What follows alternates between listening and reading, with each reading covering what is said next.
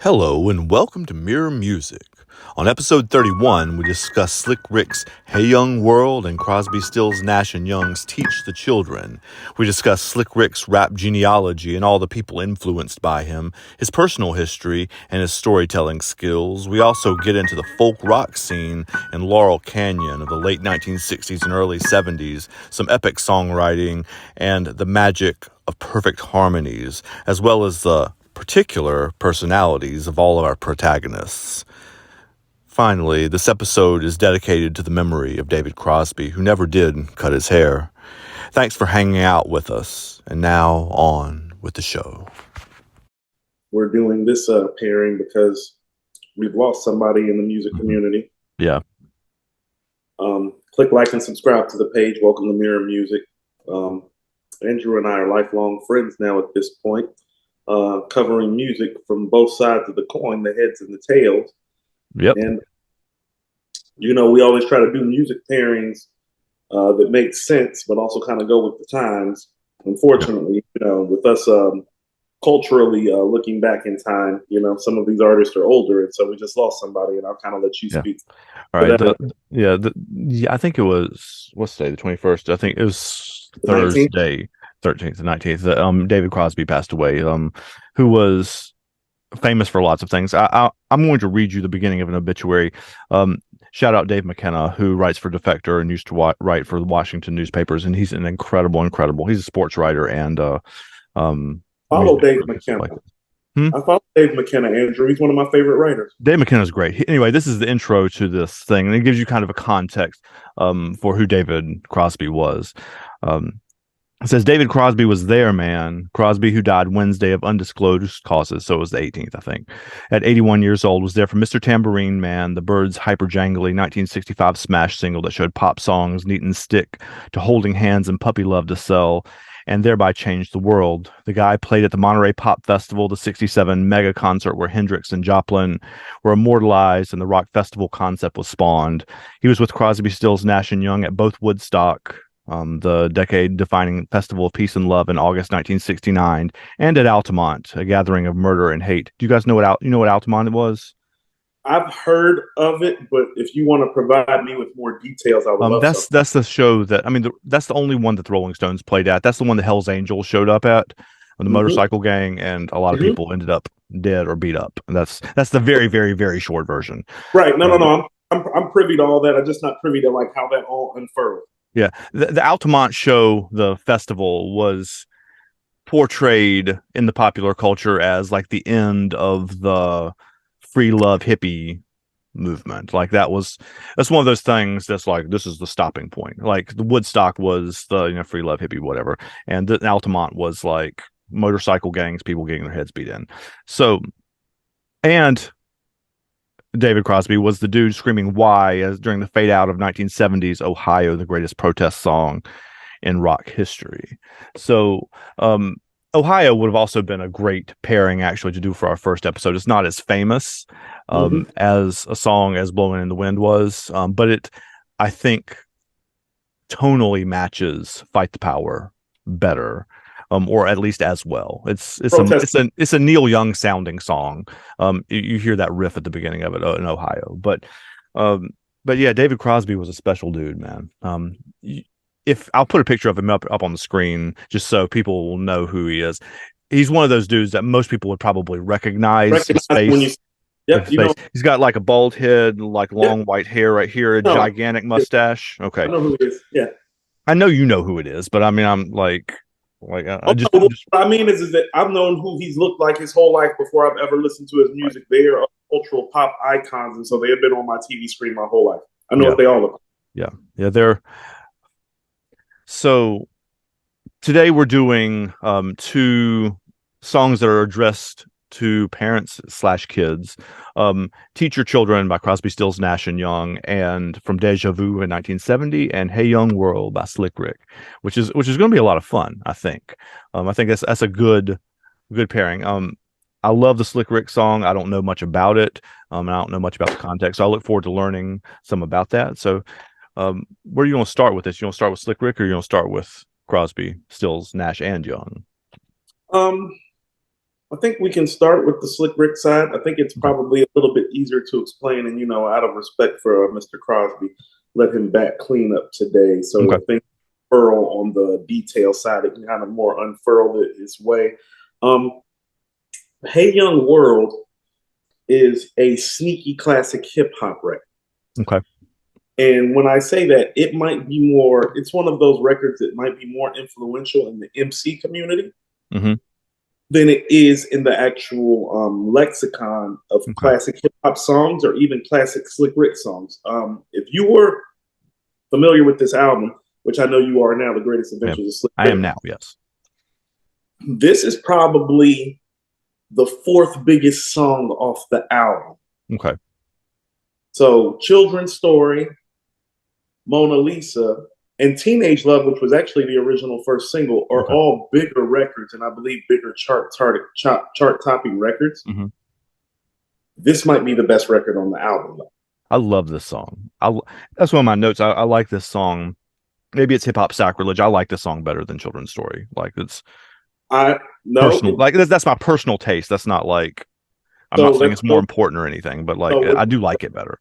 so what you're saying is not sacrilege. I think the three best songs on the Greatest Event, which is still one of the best rap albums ever made, arguably still one of the 20 best rap albums ever made. No, if you said "Hey Young World" was the best song on this album, you would not be wrong. There are people like me and Mike D who actually echo those sentiments. We Okay. prefer "Hey Young World" to "Children's Story." Now, in fairness to "Children's Story," it has been so played, Mm-hmm. so played, so Yeah. used, so rehashed, so flipped that could have something to do with it. But Hey Young World is the gem of this album. Mm-hmm. He's a very a young Slick Rick is a very foul and raunchy man. Like, I'm sure you're familiar from listening to this album now. Well, there are stories in here that on a comedic level speak about STDs inside of a Mm-hmm. woman's vagina, or speaks about what would be the legitimate about sodomization in Mm-hmm. prison. Yeah. Yeah. About a wife providing a mailman with fellatio while the Yes. husband is at work. So Right. so this is some of the content and subject matter that quite frankly makes this album innovative and brilliant. But what makes him brilliant and what gives this album a roundabout feel is that you find out on Hey Young World that and on Teenage Love to agree that this guy has the ability to verse and to tell a story and to talk to you about any topic. And Yeah. this is what I like to call a societal ills record for hip hop, Okay. which is kind of rare for the time. This is All right. this is hip hop when it had become a big. This is this is when the machismo Yeah. and the tougher than leather and the guys with the big gold chains and the dope ropes and the serious face and the black fist and the black power and the stone cold persona comes to life and comes to popularity. So Slick Rick has a humor to him, and on this record, a vulnerability that you just don't get out of other MCs around the time. Like Chuck D's not talking like this with his messages. Mm-hmm. Chuck D's messages is like, "Why are you mad at us? Why don't you like Farrakhan? We should burn this bitch down." Yeah. Slick Rick is more like talking to I think he's talking to the parents and Mm-hmm. talking to the kids on I here. agree. I agree. And it's one of the few records where it's like, well, he doesn't curse on this record, which he has a penchant for doing. Yes. And the comedic value has been replaced with an intrinsic, like, moral compass. Yeah. This is a serious record. Not like it doesn't feel angry serious, but it is like sincere, I guess is the word. And in style wise, understand that he's doing what he does best. Well, he has his alter ego, Mm-hmm. MC Ricky B, who he uses a slightly different vocal pitch for. Well, they're on this record together, so he's doing the back and forth with himself, which Right. he made. Mm-hmm. But usually, like literally 9 times out of 10, when he evokes MC Ricky D, he's evoking the comedic side of things. Right. Like MC Ricky D is there to provide levity to a degree, to even to an already humorous guy. Okay. Mona Lisa is a prime example, Mm. of him using MC Ricky D in comedic fashion. What's your name? Son MC Ricky D, but sorry, so hard I had to say the Mona Lee. I'm sorry, I know there's no class. Please let me tell you about your past. Like that guy's kind of entertaining and kind Mhm. of like playful. He's Yeah. not the MC Ricky D that's popping up on this record on the back and forth. It's almost like his conscience talking to his heart. Okay. You That know, makes sense. mind is talking to the heart on this record, Mhm. and it makes for a really beautiful moment. And it spawned, in my opinion, spawned album titles such as "The World Is Yours" by Scarface, Right. song "The The World world Is is Yours" yours. by Nash, which I mean everybody who knows me knows. Well, that's my favorite hip hop song and what made me a lifelong hip hop fan. Mhm. So, as a lifelong hip hop fan that became a lifelong hip hop fan because of the song "The World Is Yours," imagine the way that I smiled the first time I really heard "Hey Young World." You know, It's one of those like, oh, okay. and that's his favorite MC. So it's like, Mhm. oh, well, it all makes sense now. So there's a little bit of hip hop history, and this is the thing about Slick Rick. Well, he has the largest family tree. Okay. Like if you're doing a lineage, so many people spin off of his lineage because so many people have taken things from him, from Scarface to Snoop Dogg to Nas to Jay. Like everybody, he has the largest family tree. He's our actually most charismatic MC. Okay. And part of this record comes off so well is that when your most charismatic MC becomes serious, well, you can still hear that he's a great MC and songwriter. Mhm. So I think this is important to the greatness of Slick Rick and his catalog in terms of his respectability as an MC, because too often he's just looked at as the storyteller, the comedian, the Mhm. guy with the dual voices. No, this And is the a eye guy. patch, yeah, sure. The eye patch, like there's the jewelry, the ballad, Mhm. the Kangos. There's so many things that come with Slick Rick that you forget. It's like, no, if he was just rapping and rapping seriously, he's still better than all these guys too. Yeah, yeah, yeah, Yeah. Okay. yeah. My favorite part is when he goes, "Times have changed, and it's cool to look bummy and be a dumb dummy and disrespect your mommy."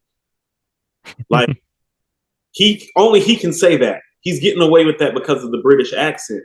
But he's speaking to the crap epidemic and how things have changed in the neighborhood that he grew up in. He's from the Bronx, by way Okay. of England, of course. Right. And so this record is speaking how the crack epidemic has also affected Black culture. He's talking about how things have changed, you know, pretty much. Mhm. You know, what's that he says? And if you're over 18, I wish you'd act like an adult. Don't live in a world of hate, hate, hate. Pull yourself together and get yourself straight. Men don't steal. Hey, most don't borrow. And if you smoke crack, your kids will smoke crack tomorrow. That's Mhm. where you can tell that the epidemic is taking place. He's talking about society, like where the crack epidemic has really taken his neighborhood and kind of ravaged it some. And he's kind of speaking to the young generation that he sees selling crack, but he's also talking to the parents that have allowed it to happen. That's what I mean about it. It's very Exactly. beautiful. It is very touching without him coming. And think about this: he might be our most arrogant rapper too. He doesn't come off as condescending at all on this song. No. If you were picking a negative term for any of it, it would be cheesy. I mean, it comes off kind of but he pulls it off though. Like it's not. It doesn't feel that way. But that's the closest it critique I feels can get. Like it doesn't feel because it's necessary. That's why you don't feel right. that way. Because Exactly. if you know anything about the time in Black culture, if you know anything about the time in hip hop, it's like, well, that record is more of a necessity for us Mhm. than a necessity for him to make. He already has Children's Story and Teenage Love and Mona Lisa Right. on this album. He already has all-time great records. He already has all-time great singles. He don't need this record. We need this record. And Oh, I okay. think he made it with that intent. That's why it's so special to me. It's like, oh, he didn't need to make that record. Like That's this is one the of the guy. similarities between the two songs we're covering today too. We'll get to that in a minute. But yeah, like Yes, I heard that immediately. I was like, oh, they don't have to make a record like this. no, No, no. they're not so many other things. They're all made men at this point. Like every single one of them already. And so one of the But beautiful things about a record is like when one of your biggest stars will just speak up about the things that are going on in the community. I mhm. mean, I think we all gravitate towards those things. So you feeling that way about this song is totally justified. Every time it comes on, it makes me feel a certain type of way. but in a positive way. Yeah, it makes me smile to listen to. Like it's one of those Yeah. things. Like, and I didn't obviously didn't grow up with this song, but like the first time I heard it, I mean, when I listened to all the whole record and the whole album, I caught it a little bit, like enough to recognize that this is the one that you said Nas pulled "Hate the World Is Yours" from, but didn't like pay attention to it that closely. But I've listened to it on the loop the last 2 or 3 days or whatever, and it just makes me smile when it comes on. It does. It's just a, but it's a happy song without being like clown happy. Like it's not like happy. But it has a. It's just uplifting. Some of them what he's saying is so real too Hmm. that even if the message to look out for yourself comes off as corny, it's hard when he's saying stuff like men don't steal, hey, monks don't borrow, you know. Hmm. What bad company, and now you've been framed. Your parents are hurting and ashamed. When a black man gets locked up, the focus is always on what the black man did to get locked up and what the Hmm. black man is going through. That brief little bar where he goes, your parents are hurting and ashamed. Oh, that's piercing on a level because Yeah. we don't talk like that when we're Yeah. talking about the bad company and the bad company that young black men keep that lends them to getting in trouble. Well, we don't speak to what the parents feel. Yeah. It's always And he illustrates that in children's story too. Like the it's not just the main character, but the you have some of the you get the wider angle lens of the people around him in that song too. will understand this is his biggest contribution. Well, nobody told stories with that wide lens view before, but everybody did after, and Yep. that's why he the largest family tree. Those full-fledged stories that Scarface and Biggie Hmm. and Nas and Kendrick and all these other great storytellers are so renowned for, the wide scope lens that they see through, the ability to pull from different people's emotions, different characters within the framework of the story. This guy. That comes from him. Okay. That makes Direct. sense. They're not doing it before them. The stories before are straightforward, up and down, the main character and what the main character sees. The Message by Grandmaster Flash and Furious 5 is a Right. great example. Melly Mel. Melly Mel's perspective of that is of a child in the ghetto.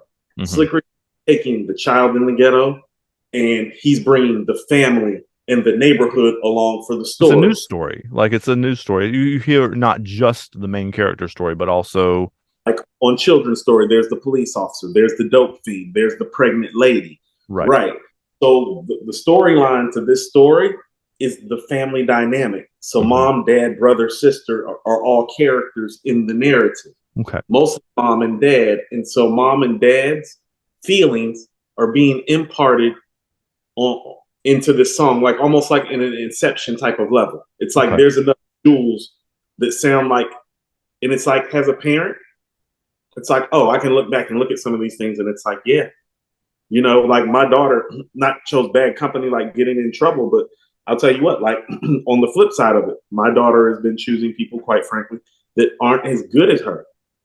Mm-hmm. And I can see how it's hurt her. And so as a parent, then I'm hurt. You know what I mean? And so when he says your parents are hurting, it's like, oh no, you have to be a parent to understand that bar. Yep. Yeah. There aren't rap songs like that floating around with the 80s. There are rap songs floating around like that now. No, they're not. Like I'm obviously don't have the wide angle context that you do of like the history of the genre, but it does feel still very original, like in the context of the stuff that I know. So you're saying that Slick Rick is the inflection point, I guess, for storytellers, the way that Rakim was for bars and the way they're put together. Is that kind of deal? See, but how about this? With Rakim, well, he has Cool G Rap and Kane and KRS-One. And so if somebody, I know people who prefer Kane. Mm-hmm. I don't know many people who prefer G Rap or KRS, but they're right there lyrically with Rakim. Okay. He's just putting them in the best songs and making the best songs of the bunch. I see what you're saying. Like Rick's storytelling ability, he's more of a one-on-one. He's more of a one-on-one for his storytelling at the time than Rakim is for his lyricism. Because, like, at least with Rakim, when Kane came out, people was like, no, we got somebody that can fuck with Rakim on the lyric shit. And when you listen to Kane, it's like, oh no, I don't know if he's better, but he's up there, yeah. If you want to pick that guy, there's nothing wrong with that at all. Right. But with Slick Rick and storytelling, no, it's Rick. It's you guys. And everybody else. You guys. And there's nobody that really comes along that really even takes the mantle from him. I want you to understand that it's like, I mean, it probably wasn't Andrew. I mean, you know how big of a Nas fan I am. It probably wasn't until he made Rewind that I said he was a better storyteller than Slick Rick. And he's my favorite rapper. And by then, he had made some of the best rap stories you ever heard. And it wasn't until Rewind, and I was like, okay, now we can, because that's just too good. But that's how great Slick Rick is a storyteller, is that I didn't think that Nas was the best storyteller ever until he told a fucking story backwards. Yeah, exactly. I'm his fan and biggest supporter. You know what I'm saying? Yeah. So that's how strong Slick Rick grip is on the storytelling aspect and how long he had it. How about this? Nobody was the best at something for as long as he was the best storyteller in your history of this. We're celebrating 50 years of hip hop. Nobody was the greatest at something as long as he was the greatest storyteller, because it was about 15 years of that.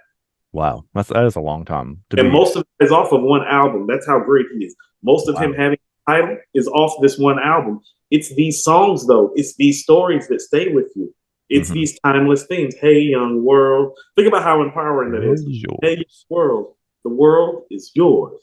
Like, you don't have to sell crack. You don't have to hang out with bad company. The world is yours, not this neighborhood. See, that's what I mean. And this is where it ends. Well, when you're in those types of communities, in these types of inner city, urban, I hate the word urban, these inner city environments where the populace is brown skin, you can feel trapped. Okay. I know my whole goal from the moment that I pulled up on West Boulevard and Beatty's Ford, Andrew, was to get untrapped. Because I was very clear that I was living in a box, in a hole, you know? Okay. And so him saying the world is yours, that's what I mean, the view being wide. It's like, oh, it's bigger than these blocks you live on. You don't have to sit up there and hang with such and such and go down the path that they went down.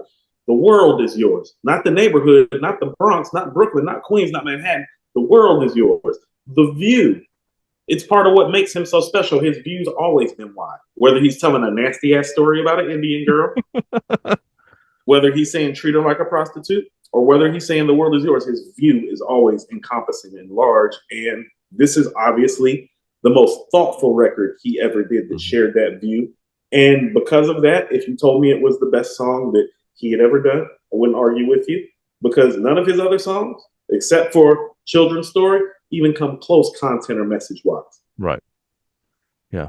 It's interesting. It was always fascinating to hear, like, because the Children's Story and the song were the first two that we talked about, both on the episodes, but we talked about both of them, at least referenced both of them on the Children's Story episode.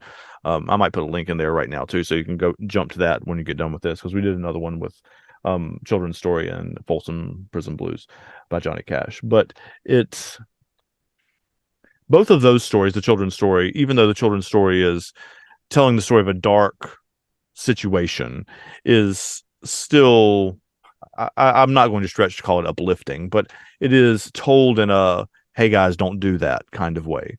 And like, don't make this bad first step, which led to all these other dominoes falling. And this one's a positive one too. So when you said that I shouldn't listen to it's The Greatest Adventures of Slick Rick is the name of the record. Yes, The Greatest Adventures of Slick Rick. That it was dirty and not to listen to it around my children or wife. I was like, really? Like, this guy, the one that's like saying, "Hey, young world, the world is yours," and like maybe like don't start robbing people because then that'll lead to a bunch of nasty things. That guy is. And yeah, and yeah, he is. The first song comes on. Let's say he contains multitudes. Yes. Oh, he's a very multifaceted, like, thinker and person. And how about this? There are so many personalities on The Greatest Adventures of Slick Rick that the grown-up me has always said the Slick Rick suffer from any borderline personality disorder. Like, because or maybe he's just inventing characters. Like, I mean, either of those things could be true.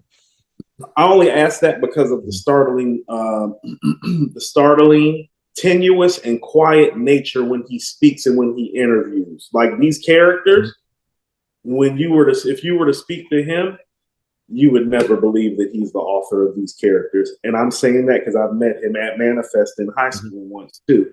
He's actually a very quiet, low key, humble guy. Yeah. And so some people, when they have mental health issues, and it's not to say that he does, I know I do, but when you grab the pen, you start creating those things that exist in your mind that you're not so willing to share. Yeah. Because it's a way to vent them. Sure. People may look at you. Right. So there is some vent in the personalities. I saying that for meeting him and having been watching his interviews my whole life, because he's nothing like the characters he portrays. Yeah. And I mean, that is true. I'm not necessarily for David Crosby. David Crosby, I mean, we're sort of focusing on him, or will focus on him, but there are four members of the band, but he is one of those guys that strikes me anyway as being that guy, whether he's in a band, whether he's by himself, whether he's just that guy, because he is famously like curmudgeonly and grouchy, and like, I mean, he was all of those things in interviews, in his personal life, in his bands, and like all of those things. So it's interesting. That's an interesting contrast too, that Slick Rick, you're saying, sort of invented characters to portray or to talk about things that needed to be talked about. And Crosby, Stills, Nash and Young did it like from the other side, I guess. So it's just an interesting contrast. When you put it that way, yes. And neither of those things are bad things. It's not.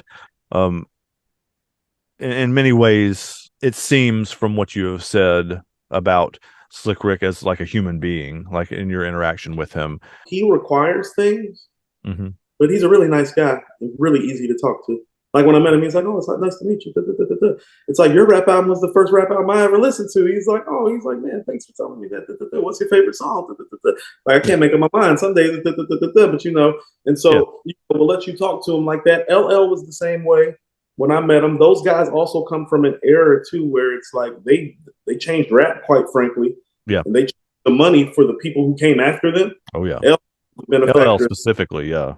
Yeah. And so, you know, you'll find, I hate to say it, you'll find those guys much more humble and easier to speak to, you know.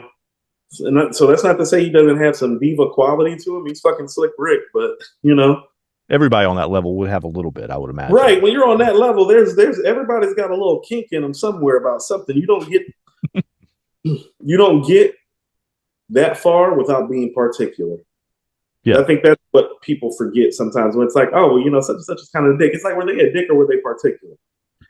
And David Crosby is one of the most infamous, let's call him particulars, of music history. Like he is a famous, he's like Paul Simon level, like prickly kind of. He's been called a dick by his contemporaries. Yes, he has. Yes, by a lot of different people. Yes. We'll talk more about that in a minute. But I did want, and we've kind of like hinted at this when we talked about his multiple. I hesitate again to, like you said, to use the word multiple personalities, because that's a diagnosis that we're obviously not qualified to make. But his multiple personas in his that are like, or characters, I guess, that he's presenting in his stories. Well, how about this? So many rappers create multiple characters, but not as well as this guy. When I'm saying there's something about it that strikes me as mental health-ish, potentially, and I'm being careful when I'm saying that too. I'm saying that in a complimentary way to how his artistic genius is in. This guy is pulling off these characters better than everybody else. At the very least, he's a better actor than everybody. You gotta, I mean, there's on his comeback album, The Art of Storytelling, there is literally a whole song dedicated to his fetish for anal sex.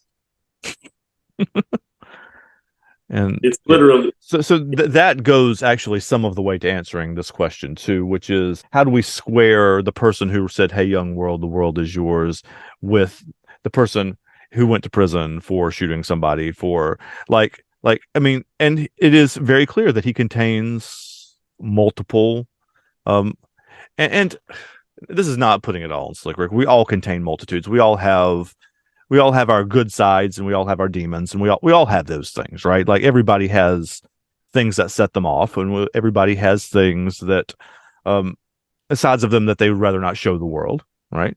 And sides of them that they are more okay with. Um, it's it's just interesting to see, like, because I looked it up. He was 23, I think, when he released, at least when the album was released. But this is like some wise old head advice, right? This is some wise old man sitting on the stoop talking to the youngins walking by, but he's really not an old person when he's telling this story at all. Okay, so people have to understand the most, and this is a hip hop thing. I don't know if this is a Mhm. pop thing, and maybe you can help me with this. Our most socially conscious and impactful albums Mhm. were mostly written by our artists and our legends before they turned 25 years old. Yeah. We're hearing something like Death Certificate by Mhm. Ice Cube, which is literally like I don't know if anybody's broken down what it means to be a ghetto child on in South Central Compton, just that section of the way that Ice Cube does on Death Certificate with the perspective and the analysis. You know, Okay. Andrew, he's like 22. When Nas is Mhm. making Illmatic, he's 17 to 19 years old when he's making that. These dire situations that Mhm. we're placed in environmentally, they age us in so many Right. ways. And you can hear it in the music because here's the reality of the matter. It's like, as a grown man now, I go back and listen to some of the stuff that impacted me, and I forget as a kid that those guys were just a few years older than me. They were fucking kids too. You Yep. know what I'm saying? Like Yep. I'm on to the words of this 21-year-old when I'm 13. And then Mhm. but then when I'm 25, I'm thinking like, damn, he was 21 when he said that. Yep. What is it in society? Like we have this thing in our society, and hip hop is a purveyor of it. Well, situations force us to grow up real, real fast. Right. And some of the personalities Mhm. comes from, I believe, the trauma. Yeah. And blues make me want to holler, throw up both my hands. Yep. God, I love You that know, song. oh, that's one of the best songs ever written and ever Yeah, made. amen. That if I were forced to name the single best song that's ever been done, I wouldn't that would That's be one of the ones I would consider for sure. no, Like no, that's up that's there. Yeah, no, Inner City Blues is all the way up there for me too. It's definitely in my top 10. It might be higher. like I haven't like gone through the list and like thought about it for serious in a long time, but that's definitely one of those songs that's just like you can the that like Marvin's voice is just Yeah, and how it delivers that is just in the but it melody. goes back to what you were saying that these kids, I mean, I don't want to call Slick Rick a kid, he's older than us, but like a kid when he's making these songs, When um he, oh, and is has grown up more and faster than a lot of people in the wider world, honestly. I would say most, not that people don't form bands younger, but you usually see the sweet spot of musicianship, like that, where they take off between 25 and 30, usually. Like that's the, and I mean, Crosby, for example, was like 28, I think, when Deja Vu, this album, the teacher showed. I mean, he had been in the Birds before and a bunch of other stuff too, but um, this album, that has the song we are going to cover today, he was 28. So, or 29 maybe. no, and I just want to say something societally, and then we can flip because of All right. what we go through in inner city environments. There is a familial process of rushing us out the home too. Mm-hmm. Because here's the thing: because we're living in dire circumstances, well, our parents don't want us staying there longer than they have to. So there's a Right. rush for the parents to grow us up and get us off to college too. And when I mean it's real, I'm going to tell you what I mean. And you know me, well, I moved in this area so that my daughter could be a normal child. Right. Do you know how many black women, Andrew? Listen to what I'm saying. Do you know how many black women have told me that my daughter needs to mature some more or needs to grow up some more? And they don't know what the fuck they're talking about. They're just traumatized and scarred. You understand what I'm Mm-hmm. saying? Yeah. Like, we do that even in our mind in the black community. The rhetoric is very, very adult. about removing her from the environment. I be telling motherfuckers, I'm like, no, She's she's a fine. child. Right. She's a child. She's fine. The only problem with my 15-year-old versus your 15-year-old is that my 15-year-old is 15 and your 15-year-old is 25. That's not my fucking problem. You shouldn't have grown your child up. Yeah. My kid can stay here till she's fucking 25 because, well, not being funny, that's what white people do to make sure that their kids are successful if need be. Stay close. Yep. Stay close as long as you need to. And so there are some problems in the Black community. And this is that inner city angst that I'm talking about, that when you put it into a musical form and you give it to the kids, well, it's bad for our community, but it's part of what makes the music so great. And that's some of the conflict in it. It's like, Makes oh, no, holler. Yep. for my kid, but it's wonderful for the music. You're going to get a Hey Young World. You're going to get an Inner City Blues. But you're also going to get Black women who have been traumatized and scarred by it trying to tell me I need to grow my kid up when they need to grow up. I have to be careful. This isn't, I mean, it is sort of a rest in peace, David Crosby. You were amazing, but also he's not the only one in the band. He's also not the one who wrote the song either. So I have to kind of walk that line, I guess. But so do you have a particular place you want to start? I'm familiar with some of their catalog now, since we've been doing this, and I've done a couple of digs on them, but nothing too heavy. This song, much like Hey Young World, appears to be kind of an outlier song. Like, this is not what they normally do. Would that be affirmative? Well, this song is much more. It was written by Graham Nash, who is the Nash in Crosby, Stills, Nash and Young. Obviously, he was in a band in the UK. He's the British one of the four. He was in a band called the Hollies, like holly leaves or holly trees, the Hollies. And this was a song that was rejected from them. Like he wrote it while he was a member of that band, and they decided not to record it. Graham Nash is also the one that we have discussed previously, that he's the guy that Joni Mitchell wrote A Case of You about. Yes. He's that guy. So again, this is multi-faceted personality, right? Because this is a very sweet song. It's not, when you dig into the lyrics, it's not as sweet as you would think on the surface, but it's very cheerful. It's definitely very cheerful sounding. And then you have that guy, but you have the, can we say son of a bitch that Joni Mitchell's singing about in that song too. So you have, we contain multitudes. We have lots of different, not personalities, but different facets to our personality. So yes. So there's lots of pieces of context for this. I want to make sure we're talking about the song too, and not just the history of these guys. But really, really, really quickly, there's four guys: David Crosby, Stephen Stills, Graham Nash, Neil Young. They didn't live together, but they lived around each other in the Laurel Canyon neighborhood, and that's outside LA, I think. It's definitely in Southern California. But that was part of it wasn't a commune, but it was like a neighborhood that the Doors, like Jim Morrison, lived there, and Robbie Krieger.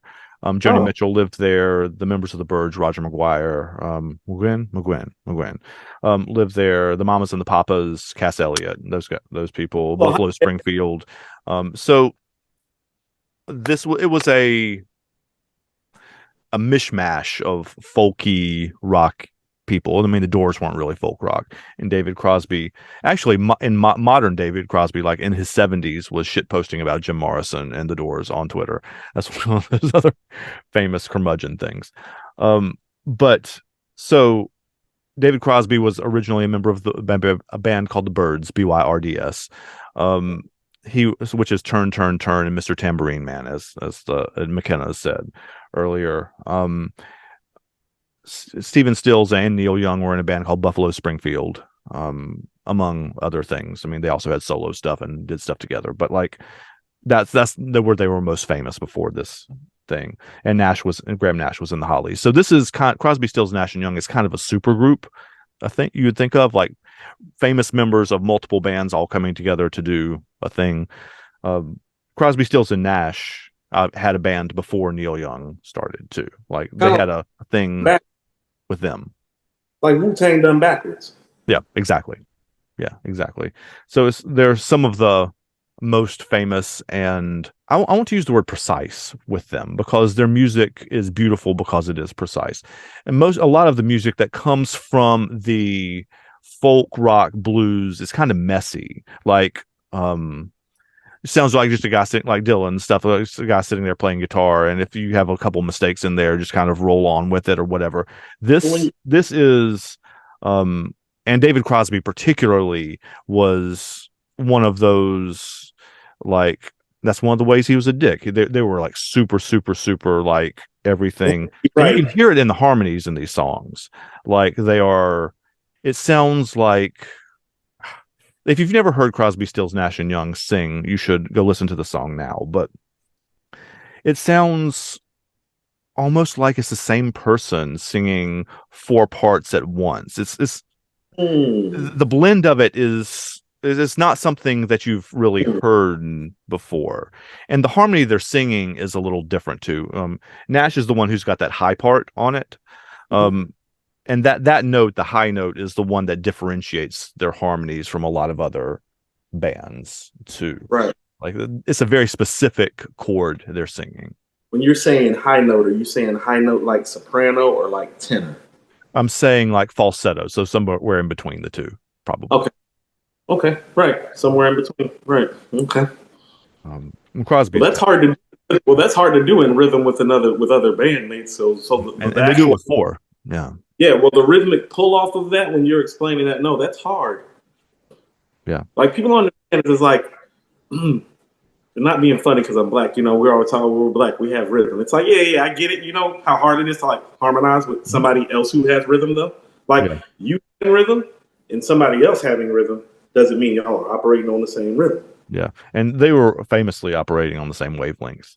Like you can hear that, and like you can hear when people are vibing like that, and Mm-hmm. not, and they definitely were. You know, I mean, so the first thing that caught me about this record, Hmm. like you gave me a list of songs of theirs, Hmm.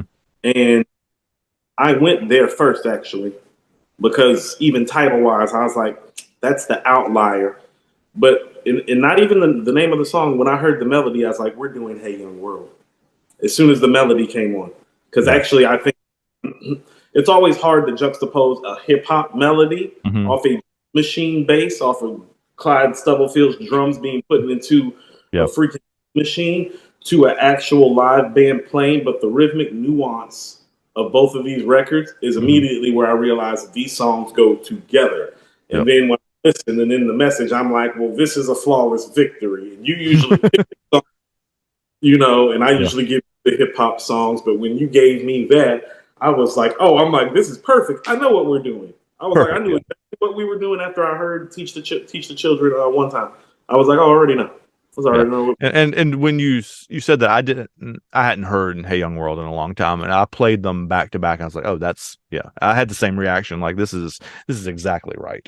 Exactly Yep, right. right. Yeah, this is one of those pairings that I feel like was kind of supposed to happen. It's like I Yeah. know we're doing, you know, posthumously from losing an icon and a great musician and Hmm. singer and writer, but it's like no, that shit fits. Now let's get to the message and the theme and the actual Hmm. lyrics of this Yeah. song. Now, where would you put them? I mean, you brought up, you know, a case of you, so that would be songwriting at its peak. Yeah. Yes, that's the very top level.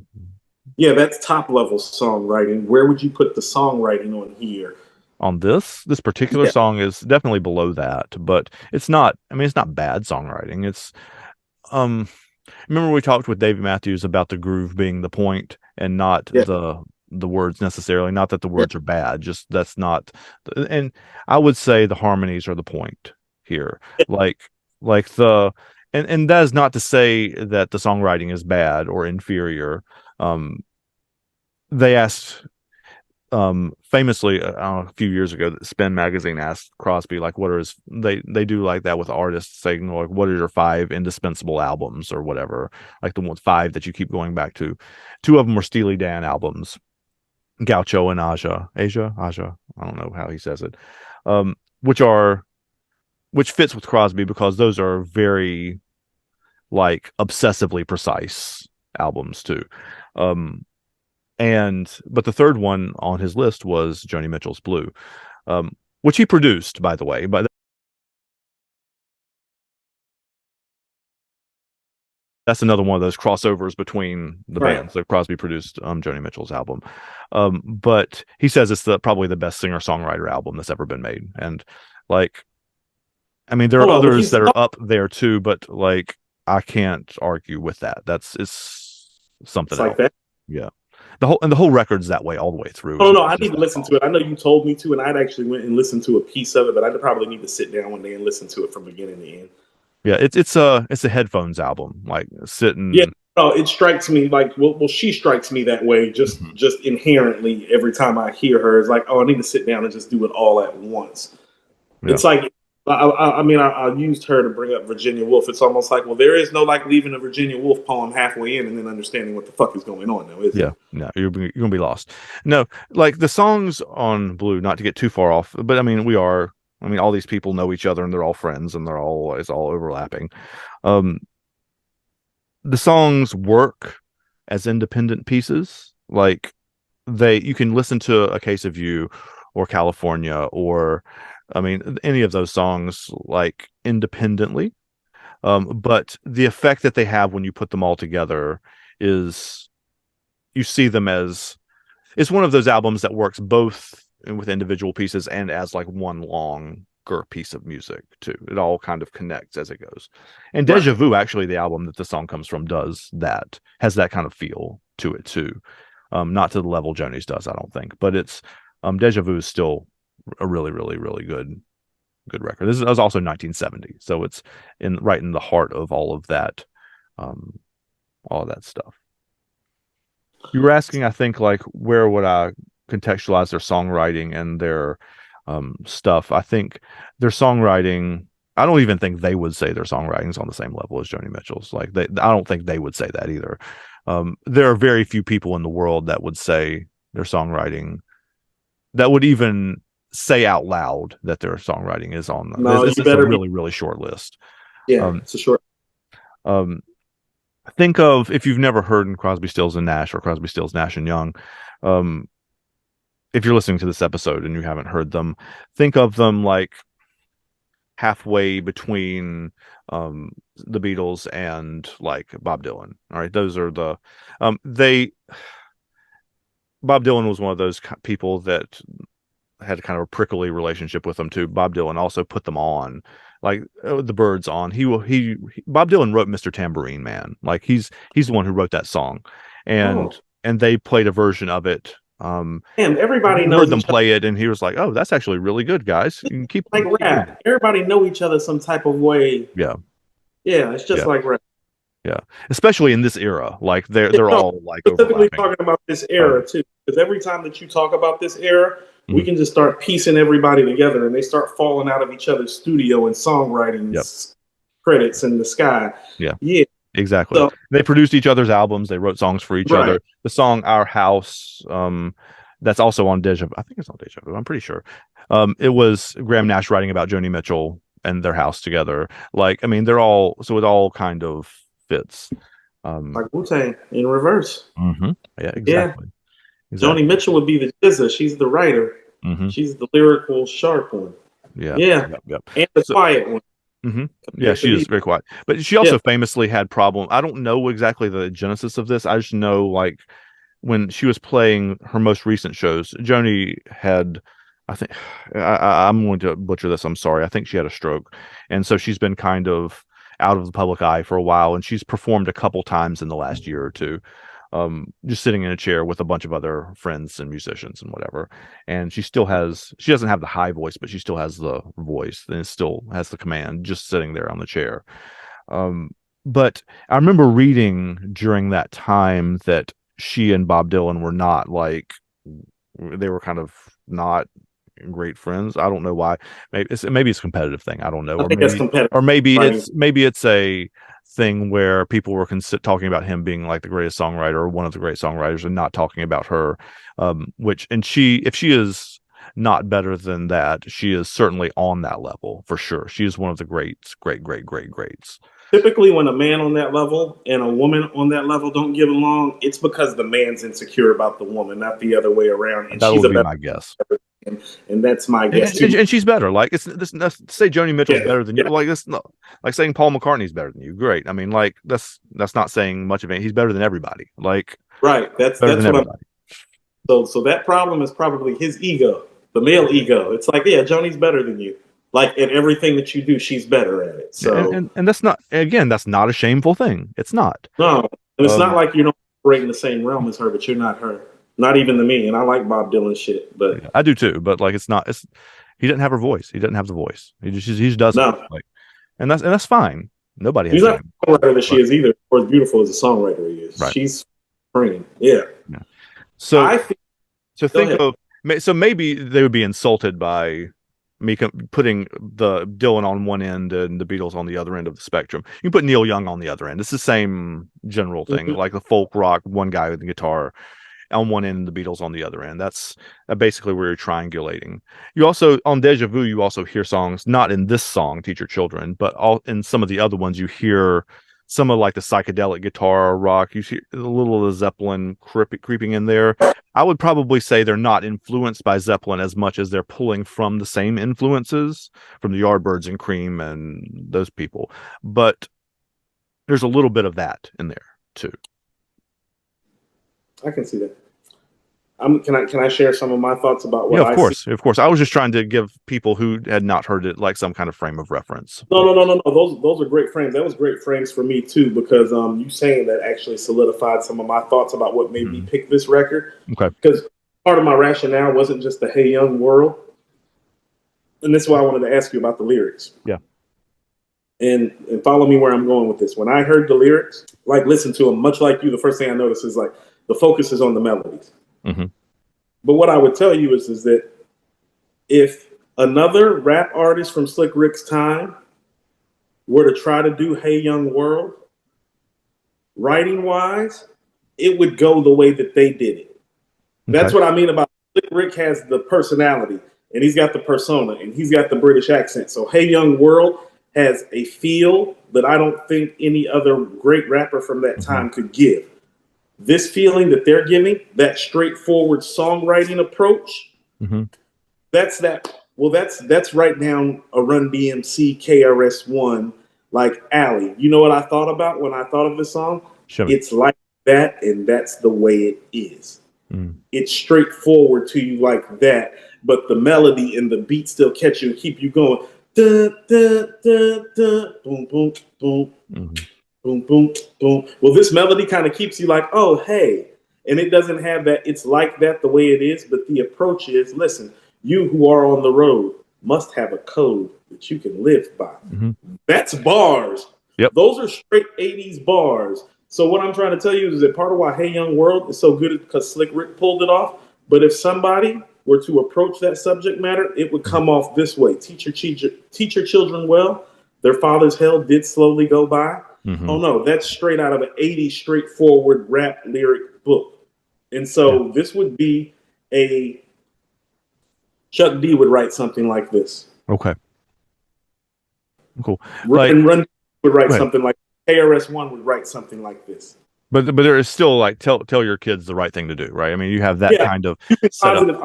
I'm using in positive MCs and right? straightforward guys to kind of relay the message of like Hmm. how this would transition in the hip hop world. You Yeah. know, Hmm. straightforward melodic approach. It's like I thought about the melody, and that's why I bought up Run DMC. It's like no, I could see Run DMC doing a Teach Your Children and Yep. making it to the Hmm. point that you're actually missing the words the same way on It's Like That, the way you're Hmm. actually missing the message. Yep. Yeah. Yeah. Yeah. This song is cool, for many reasons, but it it sort of has two people talking to each other too, like because the first half of the song it has three pieces, right? It has the first verse and the last verses are basically identical, more or less, or the part that comes right before that long chorus part, and the part that comes right after are, but they're inverted. one's like teach your children well and one's teach your parents well. So like one's addressed to the parents talking to the kids and one's addressed to the kids talking to the parents. So it's the same thing. But then the middle part, like the middle eight, I guess you would call it, or maybe even the bridge, it has like two people almost talking to each other. They're like echoing. It sounds like an echoing effect in the middle.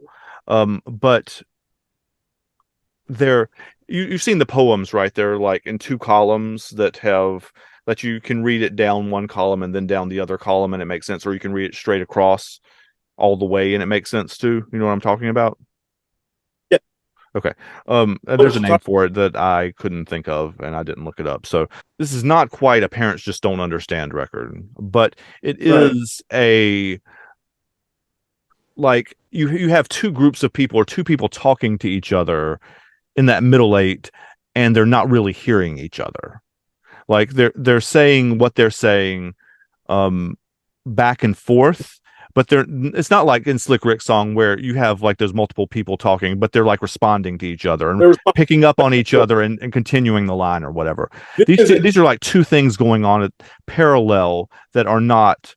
It's it's a like miscommunication. you say the parents say these things to the kids and the kids aren't listening, and the kids say these things to the parents and the parents aren't listening, and they're not really hearing what the other Yeah. person is saying. There's no call and response Hmm. like the Slick Rick record. Yeah. Like there's the call, there's the response. That middle ground is kind of like gray area, Hmm. um, muffled sounds, miscommunication, Yep. flag on play, malfunction, breakdown. But Yep. I think, I mean, I kind of felt that was intentional. It was absolutely on purpose. Like they're showing that. Well, Yeah. well, when you spoke about how precise they were, I was like, well, then that was intentional. Oh yeah. Absolutely on purpose. Yeah. I don't know this because I never heard the Hollies version of it or the demo of it or whatever. It's like the original, because I think they probably recorded a demo and said, nah, I'm not going to use that. My guess is that the original version had the part that you quoted, and the teach your children well, like the first verse and the last verse, but not the middle part. Or I would imagine that Crosby and the rest of the guys added either the whole middle section or at least the echo part in the middle section. Right. Again, this is purely speculation, and somebody can probably get in the comments and tell me that I'm wrong, or we can interview Neil Young and he can tell me I'm wrong. That'd be great. But um, but that's how it feels like as a songwriter craft feels like to me. Anyway. I can get with one of that. You know, a lot of what we do here is forecasting and prognosticating because we were like small time artists at one point, Mm-hmm. and so we obviously did not reach any No. Crosby, Stills, and Nash, or Slick No. Rick, or Bob Dylan. Definitely not Joni Mitchell heights, even though we're both great writers. Mm-hmm. But I think that there is some insight to what you are sharing Mm-hmm. right there. Like because I can feel some of that, and some of the fun is in the not knowing that for Yeah. certain. Yeah. In the It's sector of it is some of the fun of what we do. Is it's like I don't know for certain, but the artist in me certainly feels that way, yeah. and that's what the It's regular person gravitates towards too. yeah, and that's one of those things that I hear famous authors and famous writers and whatever say all the time.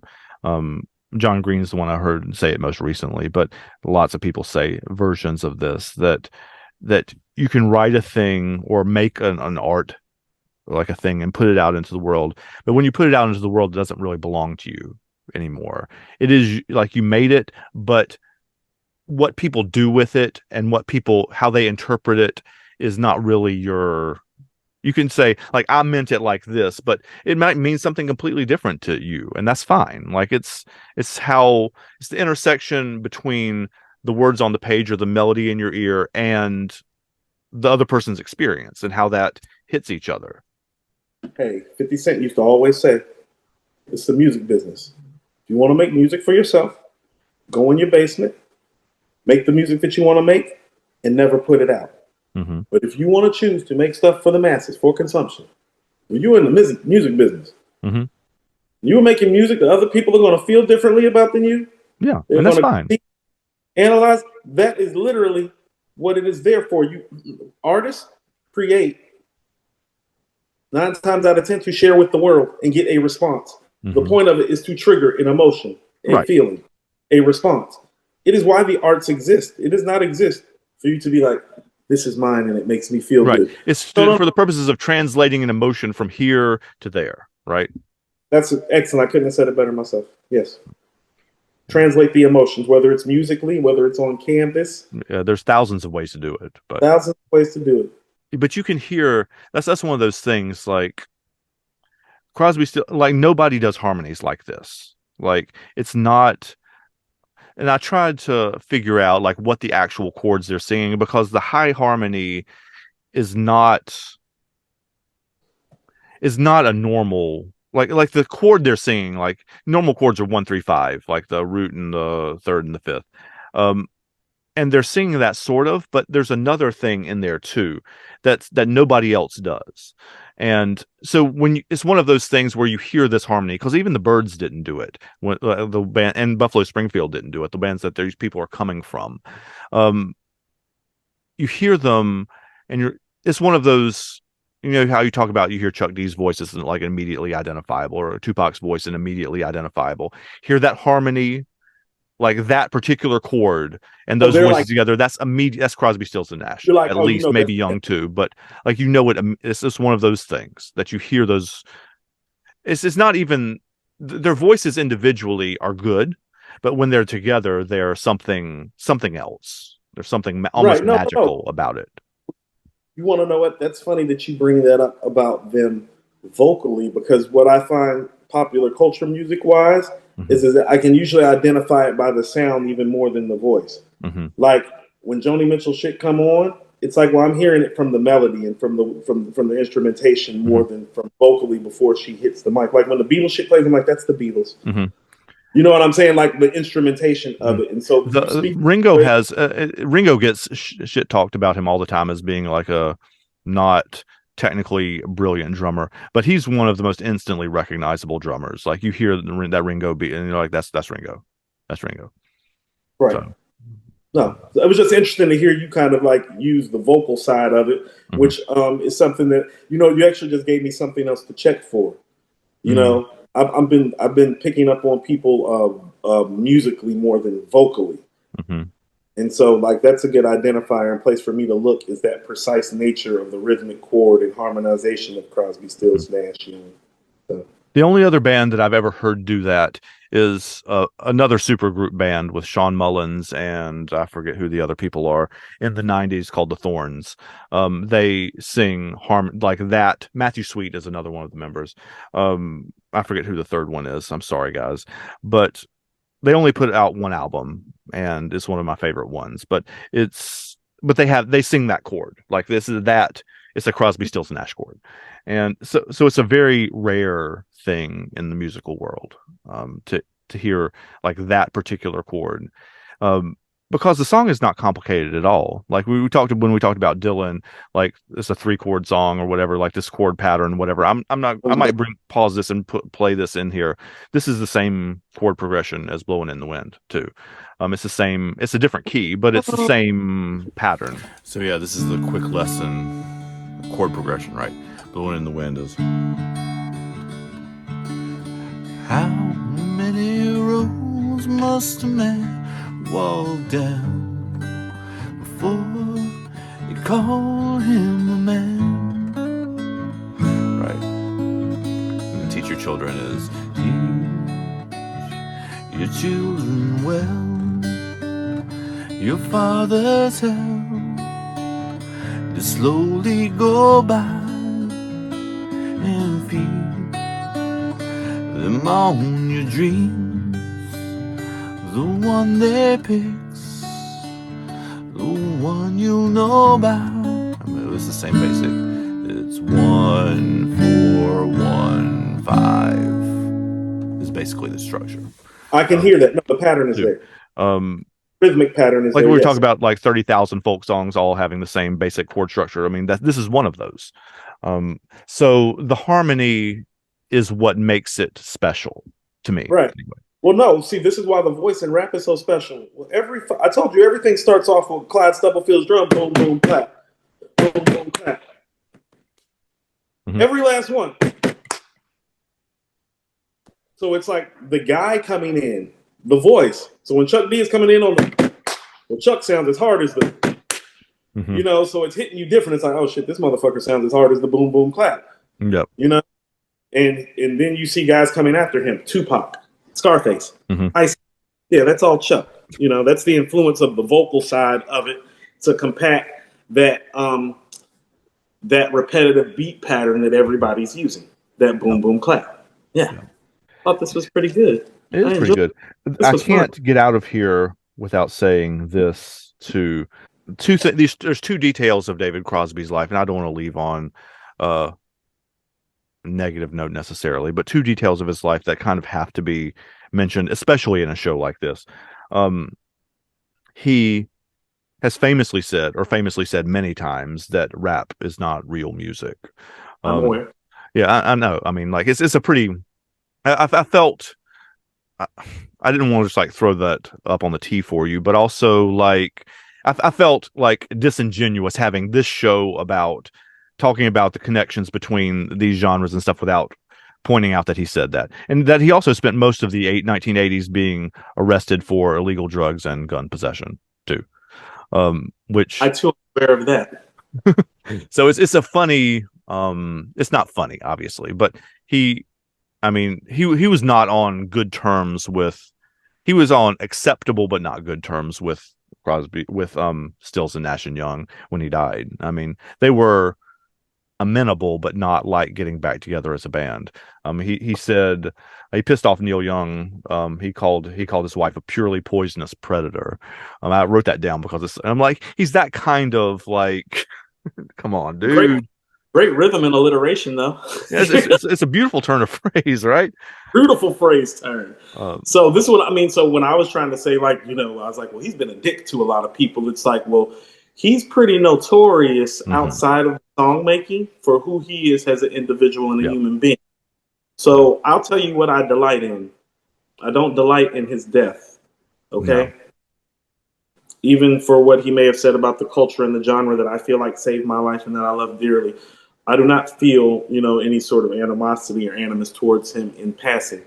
But here's what I will tell you. And here's what people like, the posthumous Mr. Crosby need to understand specifically from that time frame and that age demographic and for white men. Well, they used to say the same thing about Elvis and about rock and roll. Yep. And look what happened. Well, you guys happened, and the Beatles happened, and Queen, and Led Zeppelin, and the Stones happened. And so much like the rhetoric that he was espousing about hip hop, well, look what's happened since then. And, quite frankly, he's living in an old white man's world that doesn't exist anymore. And we live in the real world where you and I have been friends since we were 15 years old. Yep. And and this podcast exists mostly because white men like that have been keeping us apart. Yep. And so in a strange sort of way, and this is what I mean, well, I don't have any animosity towards you because you're actually part of my solution, part of you and my solution. Like if you don't do stuff like that, you and me don't feel the need to come together the way that we do. And I'm all for that. Yeah. That's a beautiful way to end, actually. I think it's a perfect ending point. So, God bless the dead and his contributions for better or worse. Yeah. Rest in peace, Mr. Crosby. Rest in peace. Hey, it looks like you made it to the end of the video. If you enjoyed that, right here is another episode. This one's about Neil Young, actually. So check that out, and we'll see you next time.